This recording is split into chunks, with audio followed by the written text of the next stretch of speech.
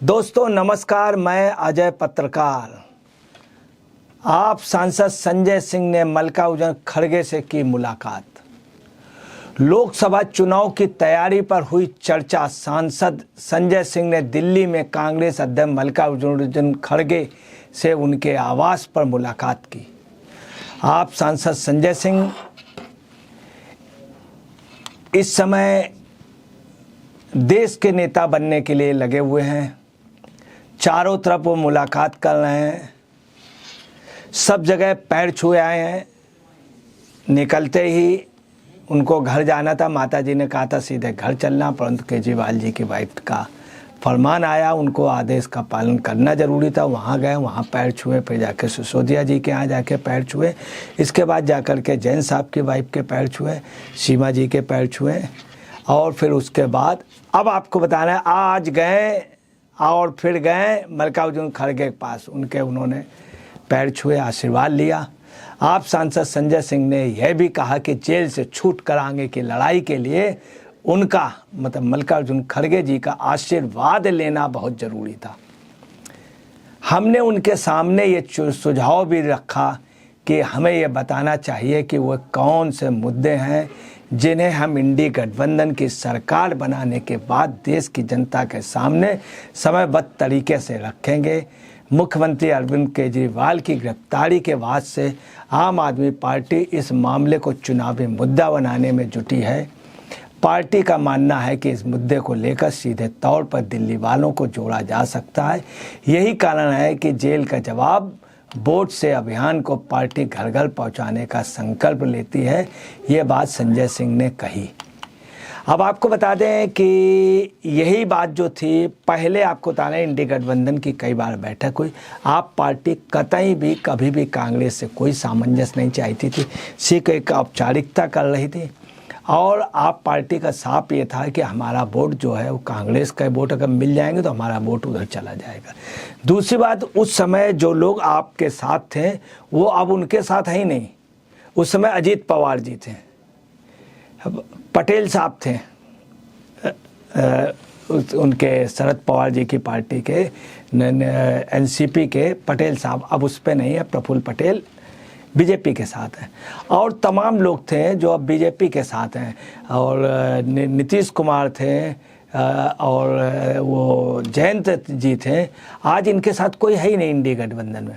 Even Mamata Banerjee का और इनका बंटवारा नहीं हुआ टिकट का बंगाल में, इंडी गठबंधन का, टीएमसी का, और ना ही केरल में बंटवारा हुआ कम्युनिस्टों का इनका। तो कुल मिलाकर के वो जो संकल्प था वो टूटा हुआ है। अब आपको बता रहे इस मामले में शनिवार को देर शाम आम आदमी पार्टी कार्यालय ने उच्च स्तरीय बैठक की कि कैसे चुनाव का संचालन किया जाए और कैसे क्या किया जाए। संजय सिंह के समय चाहता है कि हम पूरे देश में घूमें और हम सब जगह प्रचार करें सभी पार्टियों का, ताकि मैं राष्ट्रीय लीडर बन जाऊं। चूँकि केजरीवाल जी राष्ट्रीय लीडर नहीं, दिल्ली के लीडर थे। इस मौके पर आप सांसद संजय सिंह ने संदीप पाठक, आम आदमी पार्टी के दिल्ली संयोजक गोपाल राय, पंकज गुप्ता, मंत्री आतिशी, दिलीप पांडे की मौजूदगी में दिल्ली के माहौल पर चर्चा की। सूत्रों का कहना है कि कांग्रेस और आप के गठबंधन के बाद से दिल्ली में काफ़ी कुछ बदल गया है। यही कारण है कि भाजपा आप नेताओं को परेशान कर रही है। ऐसे में मुख्यमंत्री की गिरफ्तारी के मामले को जनता के बीच ले जाएंगे, साथ ही बताएंगे कि यदि दिल्ली वाले वोट देते हैं तो दिल्ली सरकार मजबूत होगी। सूत्रों का ये भी कहना है कि इस अभियान को घर घर तक पहुंचाने के लिए आने वाले दिनों में रणनीति बनाई जाएगी। इसमें विधायक, पार्षद, कार्यकर्ता हर स्तर पर जिम्मेदारी सौंपी जाएगी। सभी अपने स्तर का अभियान को जनता तक पहुंचाने के काम करेंगे। जेल से में अधिकार छीनकर सीएम का मनोबल तोड़ने की साजिश। आप शनिवार को आप पार्टी, केंद्र सरकार और भाजपा पे जेल और केजरीवाल को परेशान करने का भी आरोप लगाया था। पार्टी का ये भी कहना है कि केंद्र के कहने पर ही जेल प्रशासन सीएम को न्यूनतम अधिकारों से वंचित कर रहा है।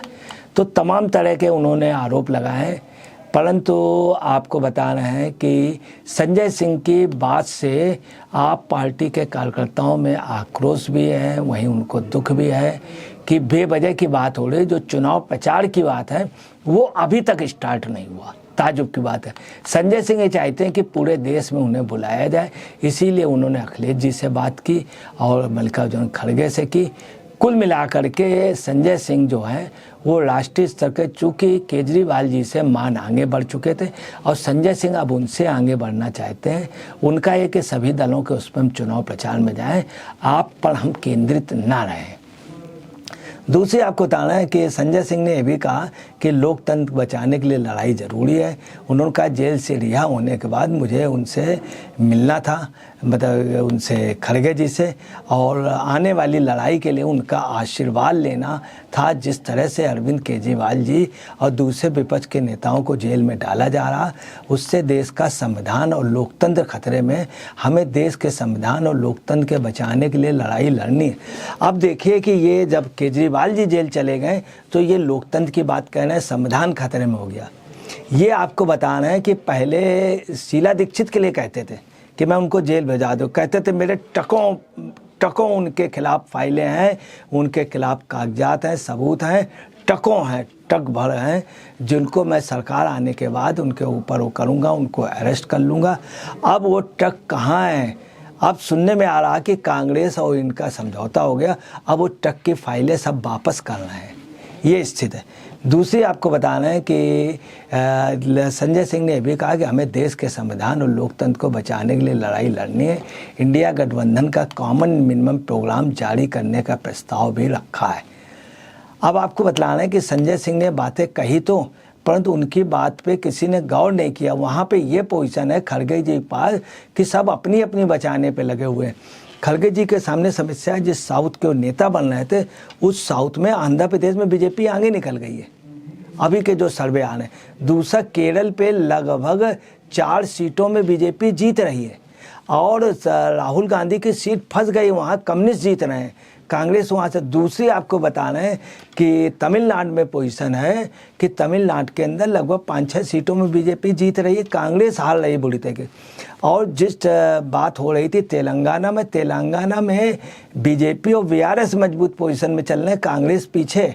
इवन कर्नाटक में कांग्रेस बहुत बुरी तरीके से पिछड़ रही है। तो समस्या ये है कि खड़गे जी अपनी बचाएं कि इनको देखें। अब उन्होंने ये भी कहा कि तानाशाही हटाना है। संजय सिंह ने यह भी कहा कि संविधान की धज्जियाँ उड़ाई जा रही।